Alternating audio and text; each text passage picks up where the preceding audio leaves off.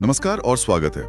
आज हम सीधा मुद्दे पे आते हैं, इंग्लैंड और भारत। कल से यानी 20 जून से पहला टेस्ट मैच हेडिंग्ले लीड्स में। ये सिर्फ 5 मैचों की वो नई तेंदुलकर एंडरसन ट्रॉफी का पहला मैच ही नहीं है, बल्कि 2025-27 world test championship WTC cycle की शुरुआत भी है।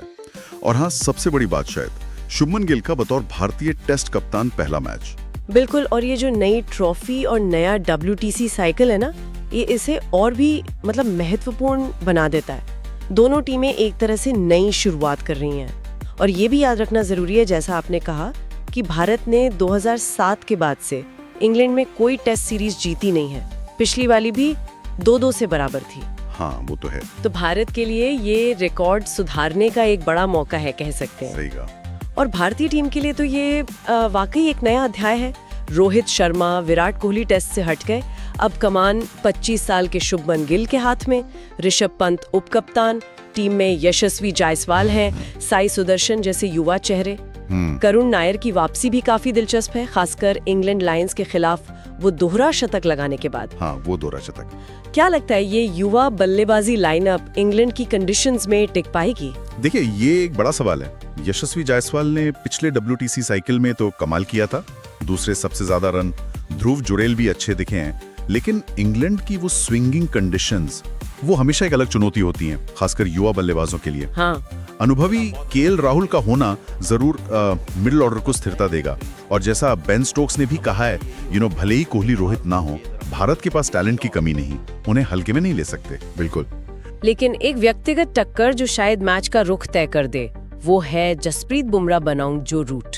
ओहो, बुमराह बनाम रूट, ये तो क्लासिक मुकाबला है। आंकड़े क्या कहते हैं? आंकड़े बताते हैं कि रूट का औसत बुमराह के खिलाफ सिर्फ 31.8 का है, और वो 9 बार आउट हो चुके हैं बुमराह के हाथों। 9 बार? जी हाँ। और इसका कारण शायद बुमराह का वो यूनिक एंगल और वो देर से गेंद को स्विंग कराने की क्षमता है।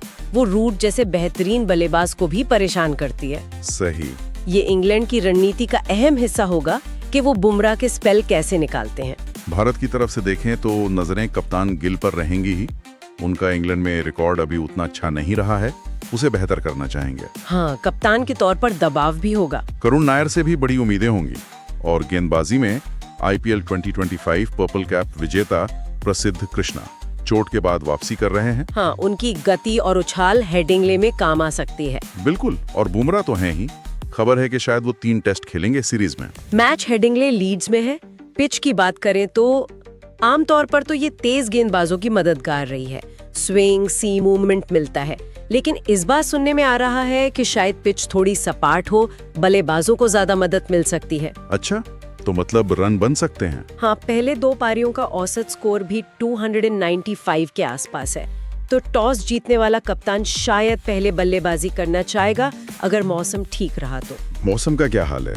मौसम ज्यादातर तो गर्म रहने की उम्मीद है, पर दूसरे दिन बारिश की थोड़ी संभावना है, करीब 60%, और हवा भी तेज रह सकती है। ओहो, हवा तेज मतलब स्विंग गेंदबाजों को मदद मिल सकती है फिर? हाँ बिल्कुल, वो फैक्टर भी रहेगा। हेड टू हेड देखें तो 136 टेस्ट में इंग्लैंड 51 जीता है, भारत 35। और इंग्लैंड में पिछले 10 मैचों में मेजबान टीम 6-3 से आगे है। ठीक है। और जो लोग ये मुकाबला देखना चाहते हैं उनके लिए जानकारी, भारत में सोनी स्पोर्ट्स नेटवर्क पर टीवी पर, और स्ट्रीमिंग सोनी लिव और जियो हॉटस्टार ऐप पर। DD स्पोर्ट पर भी आएगा। हाँ, और इंग्लैंड में स्काई क्रिकेट पर। मैच भारतीय समय के हिसाब से दोपहर 3:30 बजे शुरू होगा। तो संक्षेप में कहें तो कहानी यह है, गिल की कप्तानी का पहला इम्तिहान, भारत की युवा बल्लेबाजी का सामना, इंग्लैंड की बेसबॉल से उनके घर में रूट बुमराह की वो टक्कर, नायर और कृष्णा की वापसी। इंग्लैंड शायद थोड़ा फेवरेट लगे, पर भारत पूरी टक्कर देगा, इसमें कोई शक नहीं। अगर वीडियो अच्छा लगे तो वीडियो को लाइक करो और चैनल को सब्सक्राइब करना ना भूले। धन्यवाद।